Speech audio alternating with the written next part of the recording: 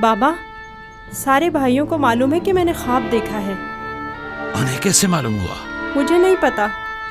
उन्होंने मेरे ख्वाब के बारे में पूछा। जब मैंने नहीं बताया तो मुझ पर गुस्सा हुए। बेला,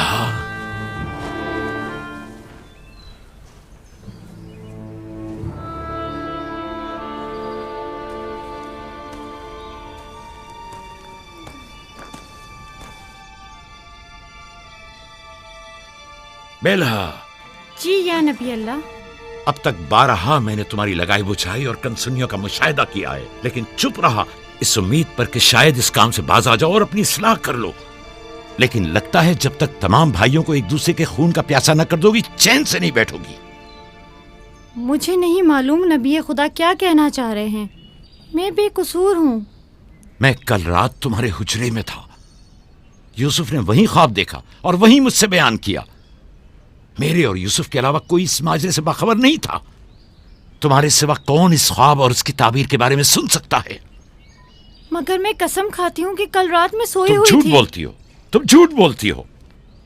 मैंने कल रात तुम्हारे कमरे में आहट सुनी थी, वहां तक गया भी था, लेकिन जब तुम्हें और तुम्हारे बच्चों को सोता हुआ पाया तो अपने कानों पर एतबार न किया, जबकि मैंने ठीक सुना था। अब तक 12 जुल्फा को धोखा देकर चुगलखोरी और बदगोई पर उकसाया है। यहूदा और उसके भाइयों को यूसुफ के खिलाफ भड़काया है और अपने बच्चों में यूसुफ के लिए कीना का बीज बोया है, लेकिन मैं चुप रहा। बल्हा, अगर आज के बाद तुमने कोई ऐसी गलती की तो अपने बेटों को लेकर तुम्हें तुम्हारे शहर फद्दान बाबुल भेज दूंगा। सुना तुमने मैंने क्या कहा? नहीं नहीं नहीं नहीं। मैं नबी खुदा से वादा करती हूँ कि आज के बाद इन्हें कभी शिकायत का मौका नहीं दूंगी और हमेशा इनके हुक्म की अताअत करूँगी। मुझे माफ़ कर दें, मेरा आपके सिवा कोई नहीं है। मैं आपकी कनीज़ हूँ। मुझे यहीं दफन कर दे, लेकिन फद्दान वापस भेजने की बात मत करे। नहीं।